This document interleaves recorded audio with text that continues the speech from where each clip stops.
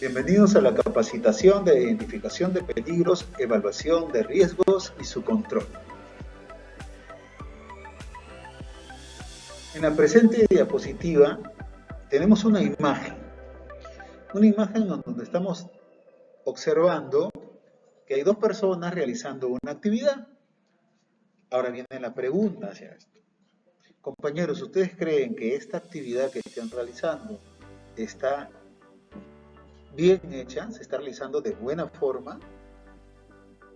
Analicemos un poco.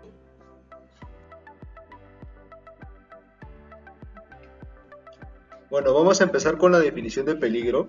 Bueno, el peligro es toda situación o característica intrínseca o propia de algo capaz de poder ocasionar daños, no solamente a las personas, sino también ya engloba lo que son parte de los equipos, procesos y medio ambiente.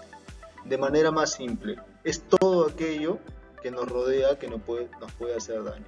Esa es la definición de peligro.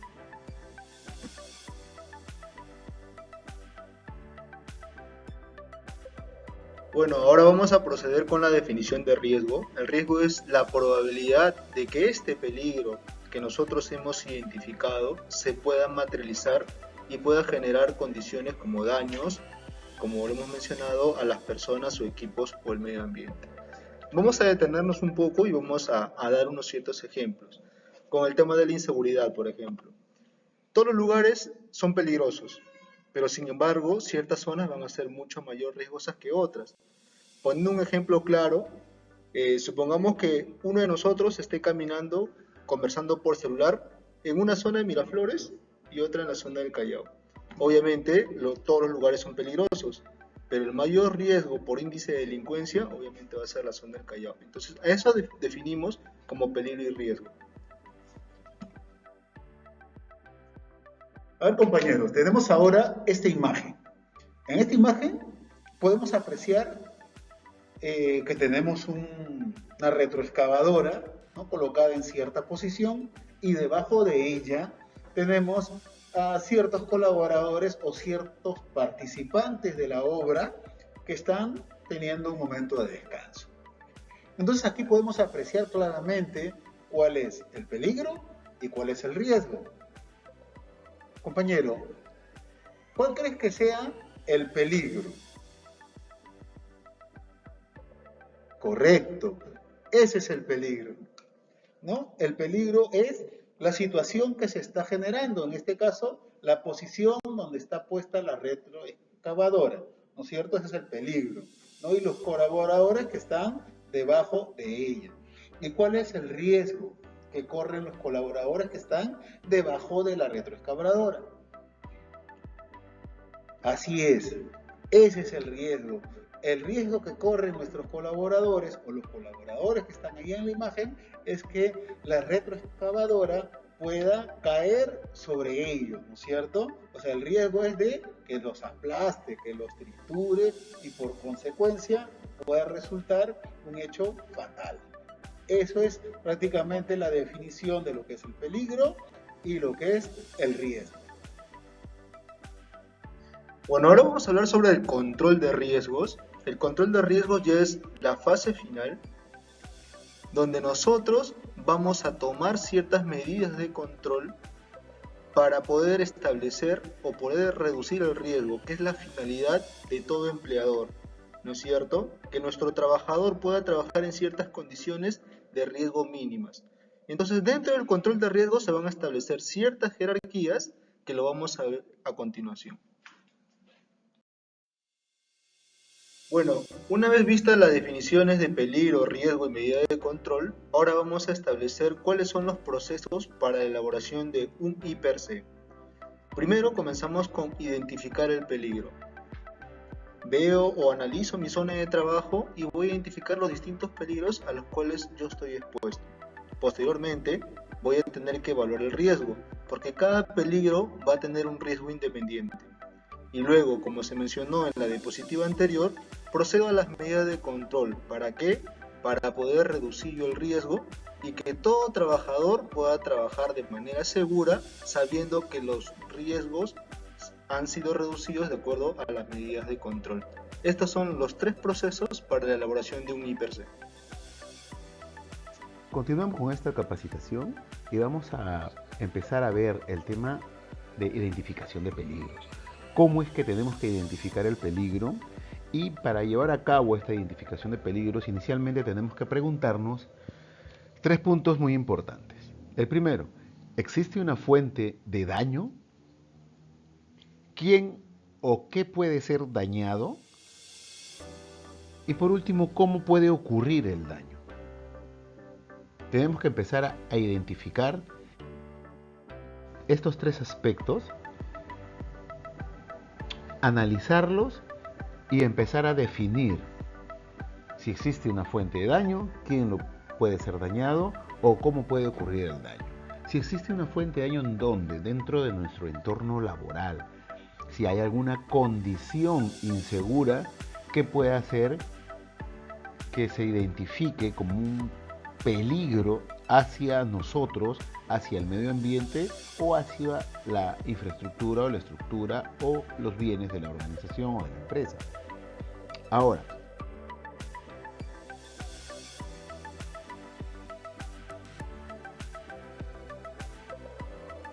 tenemos que definir e identificar quién o qué puede ser dañado.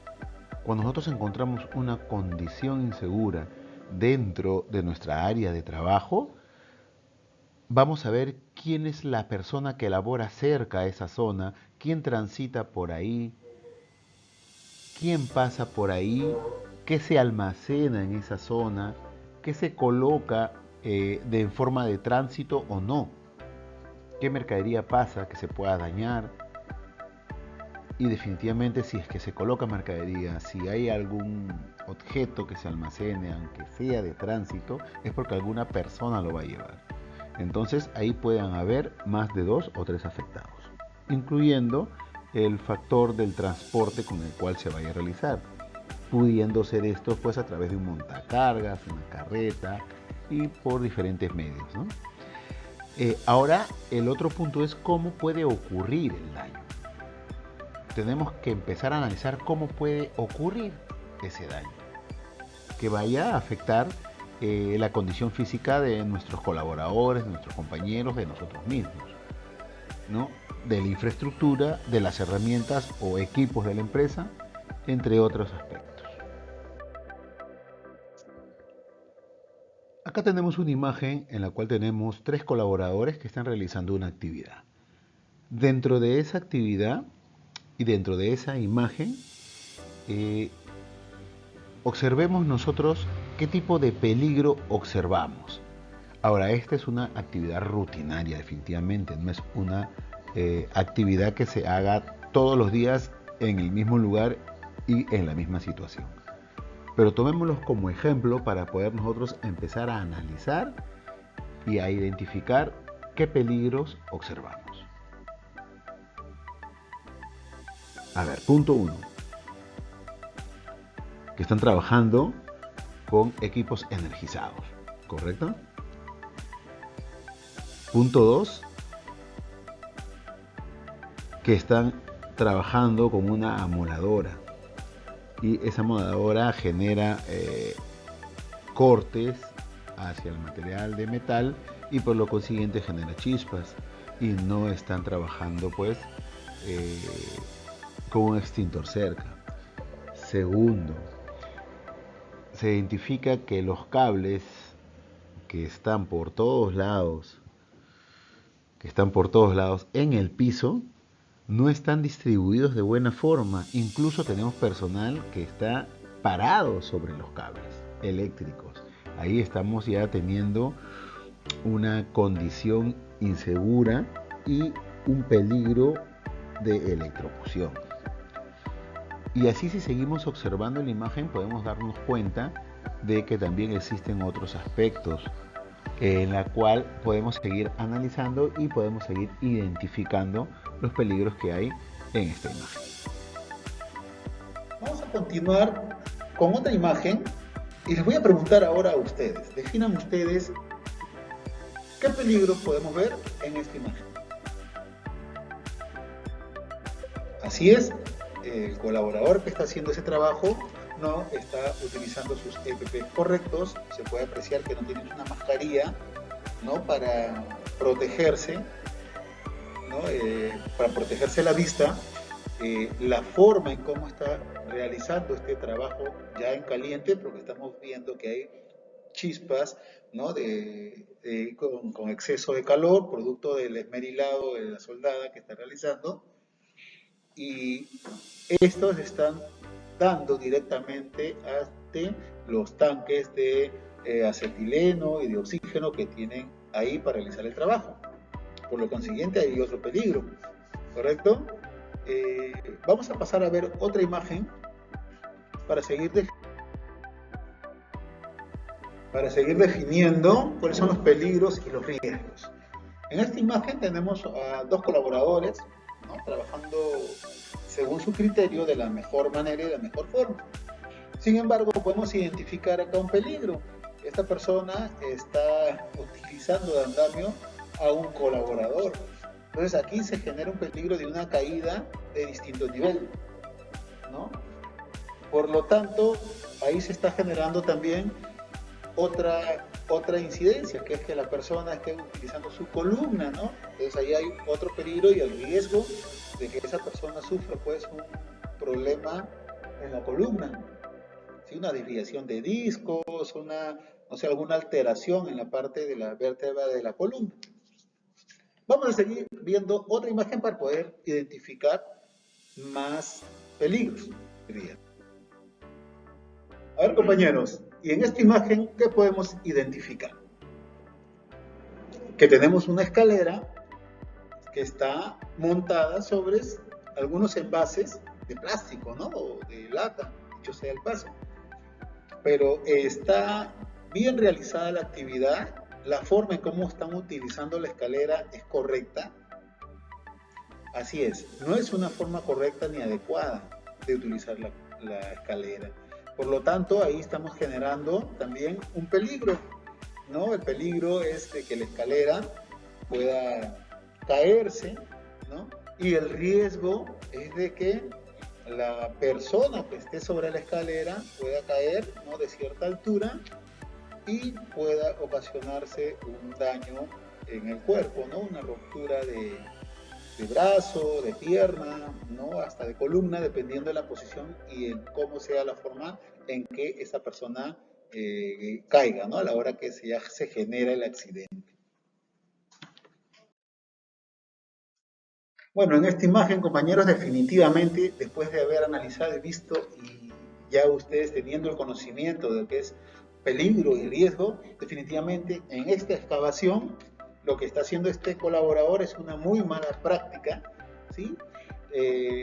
No podemos sujetar de esta forma, ¿no?, una piedra de esa magnitud o una roca de esa magnitud y de ese tamaño.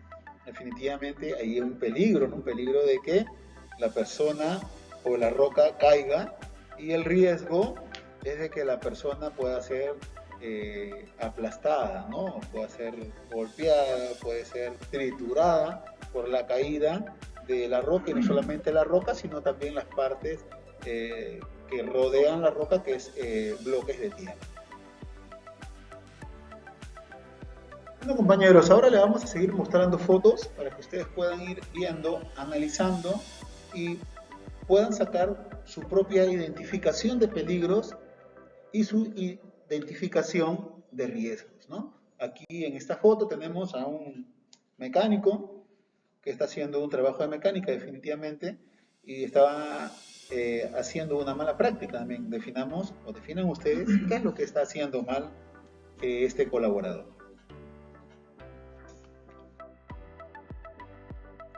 Acá tenemos también otras imágenes donde están haciendo algunos arreglos y trabajos en altura, ¿no? Y definitivamente están haciéndolo de mala forma, sin tener todos los equipos, los EPPs y los medios necesarios para controlar, ¿sí?, este peligro y este riesgo en el caso de que no puedan ser cambiados o realizados de otra forma. sigamos analizando estas imágenes, ¿no? Que son ya casi recurrentes, pero que suceden muchas veces en los talleres, sobre todo en los talleres pues, empíricos, ¿no? En los talleres donde no hay un profesional en lo que es seguridad y salud en el trabajo, y lo realizan de esa forma, pero nos sirve para nosotros identificar los peligros, ¿no? Y los riesgos que conlleva de trabajar o de esa práctica, ¿no? Bueno, en esta imagen definitivamente podemos ver directa los peligros y los riesgos que conllevan, ¿no? La forma en cómo están utilizando la energía eléctrica y la forma de cómo están colocando todos los conectores para poder hacer uso pues, de sus equipos energizados. Una vez que ya hemos identificado los peligros y hemos identificado los riesgos, tenemos que pasar a la siguiente etapa, que es evaluar los riesgos, hacer una evaluación de riesgos utilizando los índices de probabilidad y los índices de severidad que deben estar en toda matriz IPRC. Vamos a continuar revisando lo que es los índices de probabilidad y los índices de severidad, ¿no? Para darnos el factor de riesgo. El índice de probabilidad es qué tanto se puede materializar un peligro, ¿no? Y esto multiplicado por el índice de severidad, que son las consecuencias o qué tan severo puede ser este peligro a la hora que se materialice, nos da el factor de riesgo.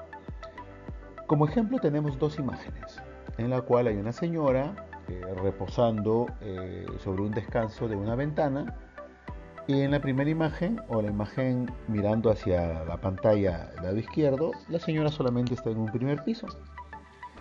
Y en la segunda imagen, que es el lado derecho, mirándolo hacia la pantalla, la señora está en un tercer piso. Si nos centramos en la primera imagen del primer piso, vemos que sí, el peligro de que pueda caer una maceta por la ventana sí es real, sí existe un peligro de eso, ¿no? A la hora que la señora se apoya, lamentablemente la probabilidad de que se genere la caída existe. Entonces ahí tenemos una probabilidad. Esto vamos a multiplicarlo por la severidad, ¿no? De un primer piso, si sale por su ventana alguien y cae la maceta, definitivamente si le cae a alguna persona que esté pasando por ahí, las consecuencias van a ser mínimas, van a ser leves, las lesiones van a ser muy leves, no va a generar pues ningún tipo de complicación. Sin embargo, si sucede lo mismo desde un tercer piso, es muy probable, ¿no?, que el peligro se materialice, índice de probabilidad, multiplicado por el índice de severidad desde un tercer piso, que caiga una maceta hacia la calle. Si esa maceta le cae a una persona, definitivamente esa persona va a tener consecuencias de lesiones graves, ¿no? Incluso llegar a producirse un hecho o un tema fatal, si es que le cae en la cabeza, definitivamente, ¿no? Entonces, aquí ya podemos analizar un poco lo que es el índice de probabilidad multiplicado por el índice de probabilidad multiplicado por el índice de severidad, y poder analizar que en ambos casos parece lo mismo, pero no lo es. En conclusión, índice de probabilidad por índice de severidad igual factor riesgo. Compañeros, ahora que ya hemos entendido qué es el índice de probabilidad y el índice de severidad, vamos a profundizar un poco más en este concepto o en estos conceptos. ¿Qué significa la probabilidad o cuál es el índice de probabilidad? Esa es la cantidad de veces que se presenta un evento en un tiempo o en un periodo específico. ¿Qué quiere decir esto? En base a la explicación anterior, ¿no?, de la caída de las macetas, vamos a definir un escenario. Vamos a definir en una semana cuántas veces se va a presentar o se puede presentar este evento. cuántas veces durante la semana la señora se va a acercar a su ventana y cuántas veces se va a caer la maceta. Una vez que ya identificamos la cantidad de veces que se cae la maceta en este periodo de tiempo, es donde vamos a tener nuestro índice de probabilidad. Esto multiplicado por el índice de severidad, ¿no? Entendamos como índice de severidad es la consecuencia de un evento específico que representa el costo del daño, la pérdida o la lesión. En este caso vamos a revisar la pérdida, ¿no? Pérdida, podremos decirlo del tema material o del tema personal. Es posible que a la hora que caiga la maceta, vamos a suponer o a crear el escenario de que le caiga en el pie, de tal forma que la persona pues se le triture parte de los dedos y que pueda perder estos dedos, ¿no? Esta parte de los miembros, ¿no? Así también el costo que implica el daño, ¿no? Tanto del tema material como del tema físico, cuánto va a costar pues al señor volverle a reconstruir la parte afectada, ¿no? Y si es una pérdida definitiva, entonces será... Ahora que ya sabemos un poco más con respecto a los índices de probabilidad y de severidad, vamos a revisar cómo damos con el resultado de la magnitud del riesgo, cómo entendemos, cómo hacemos para sacar la magnitud del riesgo, ¿no? Nos explica aquí que para obtener la magnitud del riesgo se deberá combinar la severidad de la consecuencia, ¿no es cierto?, si es que se llega a materializar el riesgo, ¿no?, con la probabilidad de que ocurra, ¿correcto? Entonces nos orientamos a la tabla que tenemos aquí al frente y podemos identificar una parte que es de color verde, donde están ciertos números involucrados. Tenemos la parte que es color amarillo y la parte que es color roja, donde también tienen ciertos números que están involucrados para cada color. ¿Cómo sacamos la magnitud del riesgo? Nos dice la presente tabla que el resultado de la magnitud se determinará si el riesgo que estamos evaluando es de 1 a 3, es un riesgo aceptable, ¿no? La magnitud del riesgo aceptable, de 4 a 6 tolerable y de 6 a 9 no aceptable, ¿correcto? Entonces, si nosotros vamos y revisamos en la tabla la unión de la letra A con la letra Z, nos va a dar el número 9, ¿correcto? Si el número 9 nosotros nos vamos a leer la tabla y nos dice que de 6 a 9 no es aceptable, quiere decir que esa magnitud del riesgo no es aceptable. Así es, y así podemos jugar con las diferentes variables de la tabla, combinando como ejercicio, por ejemplo, la letra D con la letra X, que nos da como resultado el número 4, y nos dice que, según la tabla, de 4 a 6 es tolerable el riesgo o la magnitud del riesgo. Es así, compañeros, como podemos sacar y definir y determinar la magnitud del riesgo.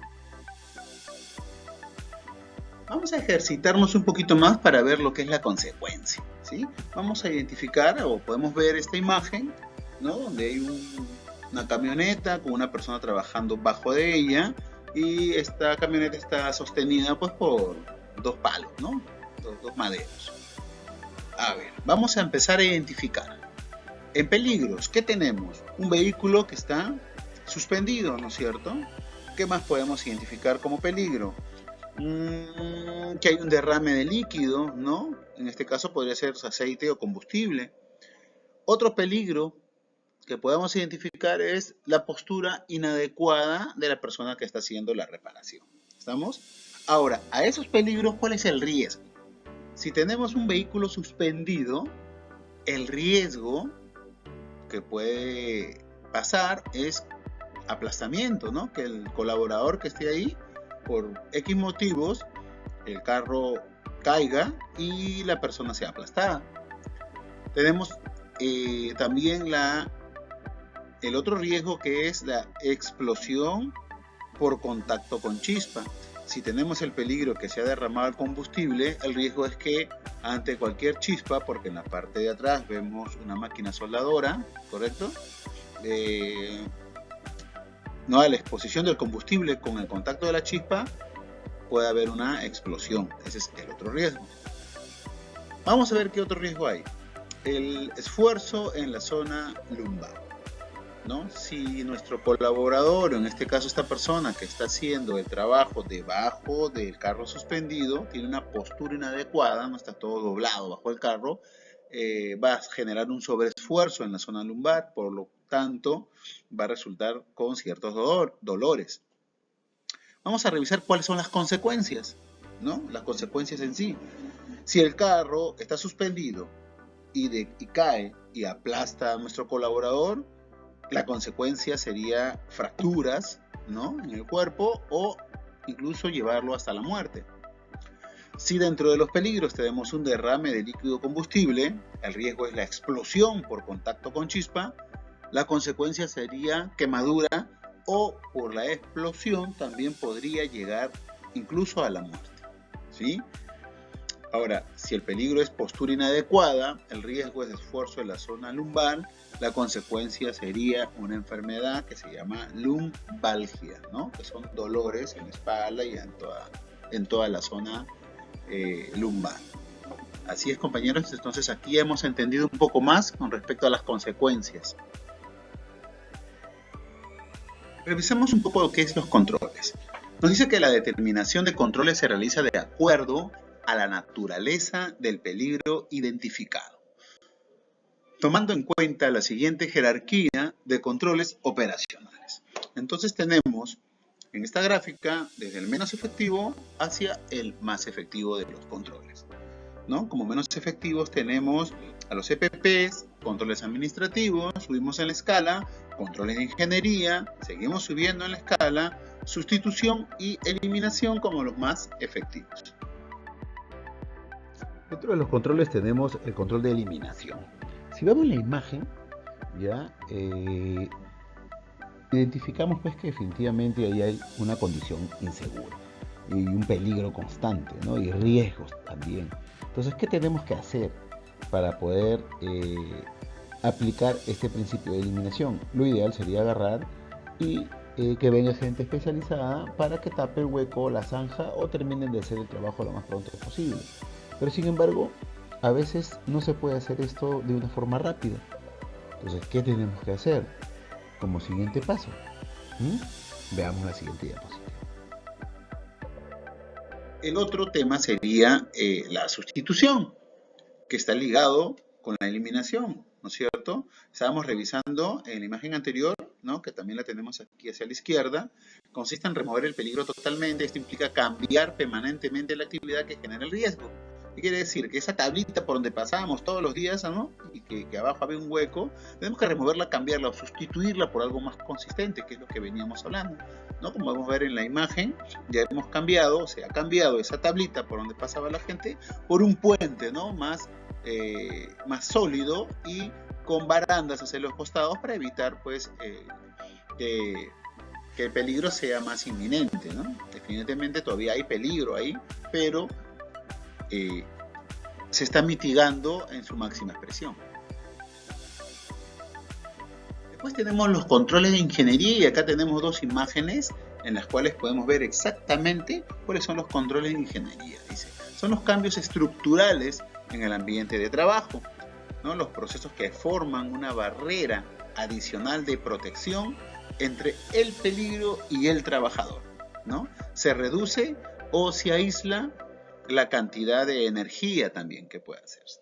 Entonces, en estos controles de ingeniería vemos dos imágenes, ¿no? Una imagen, estamos en un socavón o en una mina, donde hay un colaborador que está trabajando entre la mina, pero los soportes, ¿no?, de toda la parte de la tierra, de la parte de arriba, son simplemente a través de maderos. Con los controles de ingeniería cambiamos estos soportes por una estructura un poco más sólida, ¿no?, de material de repente noble o de fierro en ciertas cantidades y magnitud, en la cual nos haga pues una barrera de protección adicional. Tenemos los controles administrativos. ¿Qué quiere decir controles administrativos? Consiste en reducir la exposición al peligro a través de procedimientos instructivos, instrucciones y entrenamiento. Estamos los que veníamos conversando también hace un momento respecto a ello. son todos los procedimientos que se dan para poder trabajar de forma adecuada, ¿no? Y poder realizar una actividad sin el riesgo de exponernos al peligro. Después de ello tenemos los EPPs, ¿no? Estos deben ser utilizados como último recurso de manera conjunta con otros controles. Es decir, si nosotros ya tratamos de eliminar el peligro y no lo logramos porque necesariamente tenemos que trabajar en esa área. Vamos a sustituir el peligro, de repente sí, podemos sustituir alguna parte, pero no totalmente. Nos vamos a los controles de ingeniería, el control de ingeniería por ahí refuerza algunos aspectos, ¿no? Generamos procedimientos, ¿no?, escritos para poder realizar y damos capacitación a nuestra gente para que pueda realizar la actividad con el peligro existente, ¿sí? ¿Y qué más tenemos que hacer? Dotarlos de equipos de protección del personal, porque ellos van a seguir trabajando en presencia del peligro, pero con ciertos equipos de protección para evitar que ellos se lastimen, ¿no? Para evitar que el peligro se materialice, ¿no? Que el riesgo se haga una consecuencia mayor. Entonces, para eso son los EPPs en este sistema de control. Compañeros, los quiero invitar a leer esta frase: todo peligro no detectado ni corregido a tiempo puede ser causa de la próxima fatalidad, ¿no? Esto es lo que hemos querido brindarle en esta capacitación. Esta es una frase de Frank Bird. Bueno, compañeros, hasta aquí la capacitación de I+C. Quiero agradecer a todos por estar atentos y compartir estos conceptos con ustedes que les van a servir para el día a día dentro de su vida diaria y dentro de sus puestos de trabajo. Gracias y nos vemos en la próxima capacitación.